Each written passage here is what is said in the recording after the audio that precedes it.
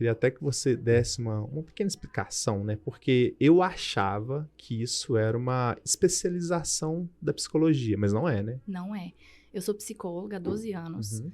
E a constelação familiar, ela não é uma ciência da psicologia, né? Na verdade, ela nem é uma ciência, ela é uma filosofia. Uhum. Então, quem é constelador, quem é um facilitador em constelação familiar, faz uma formação à parte e não precisa ser psicólogo, né? Existem consteladores que são dentistas, professores, juízes, né? Advogados. Então, existem consteladores em várias áreas. É uma filosofia de vida, né? Aplicada de maneira terapêutica. Mas pelo que eu vi, assim, pelo menos assim, todos que eu cheguei a ver, todos os profissionais que trabalham com isso, os psicólogos acabam levando uma certa vantagem nisso, porque é mente humana, né? Então, você acaba tendo mais propriedade, né, pra Sim, por a psicologia ser uma ciência que estuda comportamentos, que estudam padrões de repetição emocional, a gente já vê na faculdade, na psicologia sistêmica, que é uma linha da psicologia, algumas coisas que são muito parecidas e que encaixam muito com a constelação familiar. Mas essa vantagem, ela é relativa porque a postura do constelador, do facilitador, é que será, de fato, vantajosa diante dessa filosofia. Se a gente for psicólogo e não tiver uma boa postura enquanto facilitador, a gente não tem vantagem nenhuma, não. Sabe? Entendi. Inclusive, eu acredito até que eu tenho mais vantagens. Depois que eu me tornei facilitadora, comecei a estudar essa filosofia, mais vantagens como psicóloga, né, do que o contrário. Entendi. Eu penso que a minha postura mudou para atender até mesmo os meus pacientes de psicologia. Embora não existe uma mistura das duas no set da psicologia, eu percebo que a minha mudança de postura, pessoalmente falando, contribuiu após eu ter começado a estudar constelação. Aí, bacana. E deixa eu te perguntar, isso tem algo voltado mais pro espiritual? Não. Não? É porque o César teve, né, uma experiência, né, César? Foi místico, não foi? Foi bem... Muito assim, por não conhecer, foi a primeira experiência, não soube explicar e foi uma sensação, assim... Só quem passa que percebe como que é uma experiência sensitiva. Sim. Basicamente, assim, eu falei, misterioso demais e não consegui compreender. Hoje estou aqui, eu acho que vai dar para tirar muitas dúvidas aí. E no caso o César, ele fez, né, só com pessoas, né? Você faz com os bonecos. Os bonequinhos, né? A gente vai mostrar depois pro pessoal aí os bonequinhos e tal. Sim. Mas por que você faz com bonecos e não faz com pessoas hoje? Então, só voltando naquela questão que você disse sobre o espiritual... Sim. No espiritual, quando a gente fala de espiritual, a gente precisa separar o espiritual da religiosidade. Porque se a gente for olhar para o espiritual dentro da amplitude que é esse termo espiritual, tudo que envolve o ser humano e a inteligência humana tem a ver com o campo espiritual, porque na constelação o Bert Hellinger ele até utiliza esse termo de espiritual. Movimento do espírito, ele fala. Por quê? A gente entende que nós estamos dentro de um grande campo de força humana. Então, tudo que se move aqui, tudo que a gente faz na vida, tudo que a gente evolui, está dentro de um campo espiritual. Mas no sentido de ser amplo, de a gente não conseguir nomear tudo. A gente não tem todo o conhecimento. Existe um mistério profundo também em ser humano. Então, é espiritual nesse sentido. Não no sentido que a gente tenha influências durante uma constelação de espíritos.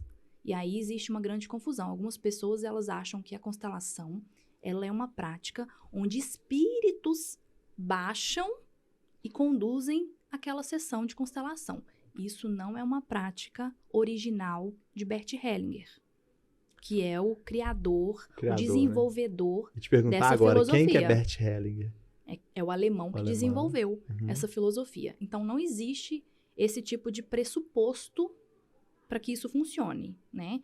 Mas existe um campo espiritual que é o campo de um mistério mesmo. É a gente entrar em contato com esse mistério mesmo da vida.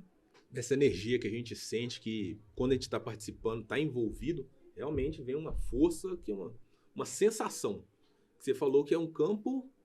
Qual que é o nome? É um campo mórfico, é um campo morfogenético. É uma das teorias que embasam esse estudo, essa filosofia. O Rupert Sheldrake é um biólogo inglês que desenvolveu uma teoria chamada teoria dos campos morfogenéticos ou campos mórficos, e ele percebeu que elementos de uma mesma espécie são capazes de passar informações como se fosse assim, de uma maneira inconsciente para outros organismos da mesma espécie. Então, numa constelação, as pessoas que estão ali representando membros de uma família, daquela pessoa que foi constelar, por exemplo, ela pode ter sensações físicas, emocionais, mesmo sem conhecer a história. E a explicação, né, uma possível explicação de como esse fenômeno acontece, tem a ver com esse estudo do Rupert Sheldrake, que é a teoria dos campos mórficos. Ou seja, nós como seres humanos, nós somos capazes de sentir o campo de outros seres humanos. Então a gente é influenciado inconscientemente e a gente também influencia inconscientemente. Oh, que doideira, hein? Mas vamos lá, então só para a gente entender aqui. Vamos deixar um pouco mais claro aqui, pessoal, o que seria constelação familiar na prática, né? Por exemplo, eu quero fazer constelação hoje. Como que funciona esse processo, né, da constelação hoje? Sim, a constelação ela é uma filosofia de vida e ela é aplicada de maneira terapêutica. Ou seja, quando a pessoa ela deseja fazer uma constelação familiar, ela precisa ter um tema, uma dificuldade, uma dor, uma situação onde ela sente, por exemplo, uma repetição de padrão na vida dela. Tipo, vou dar um exemplo, né? Eu vim constelar a minha dificuldade em parar no emprego. Eu entro no emprego, fico alguns meses e começo a me sentir incomodado, frustrado, ou então eu sou mandado embora, ou até a firma fecha. Então, sempre acontece alguma coisa que interrompe o meu movimento profissional. E eu quero olhar para isso através dessa filosofia. Então, basicamente, a constelação é uma oportunidade terapêutica de olhar de maneira ampla por que está por trás daquele conflito. Lá no inconsciente, o que está acontecendo para que aquela situação ela se repita, ela aconteça na vida daquele sujeito. O Bert Hellinger, que é o alemão que desenvolveu a constelação familiar, ele descobriu que os nossos conflitos, ou grande parte deles, né, eles têm uma origem inconsciente e que nós carregamos essa origem do nosso sistema familiar. E aquilo emerge na nossa vida através de conflitos, de repetições. Então, quando uma pessoa ela busca uma constelação, ela tem um conflito conscientemente. Eu tenho tal problema. A constelação, ela vai olhar para trás disso.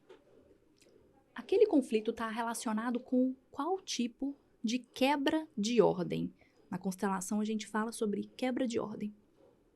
Existem 3 ordens. Quando elas são quebradas, vai haver, mais cedo ou mais tarde, uma compensação daquela quebra de ordem. Que pode vir como uma doença, uma dificuldade, uma trava, um conflito, uma dor, né? Essa quebra de ordem, no caso, seria uma exclusão de alguém da família? É uma das quebras. Uma das né? quebras É uma seria das isso. quebras. Por exemplo, sei lá, perdi um pai e aí ficou esse lugar vazio, então, sei lá, eu não aceito meu pai de alguma forma, então esse lugar, ele vai criar, sei lá, uma neura, alguma coisa assim? Exatamente. É como se fosse assim. O Bert, ele até explica isso de uma maneira bem didática, muito fácil das pessoas entenderem.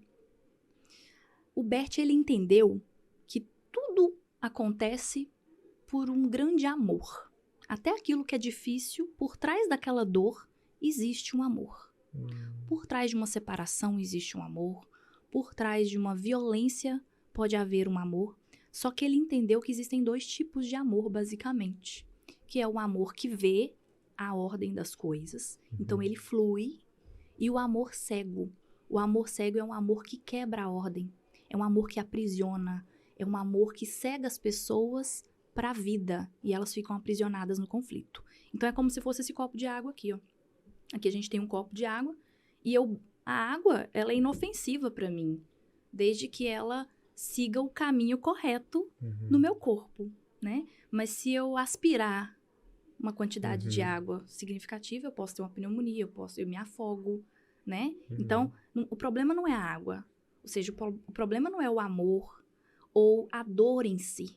mas é o caminho que ela faz internamente em nós. Por isso que uma mesma situação para uma pessoa, ela pode gerar um grande trauma, e para uma outra pessoa ela pode conseguir passar por aquilo ali de maneira mais saudável.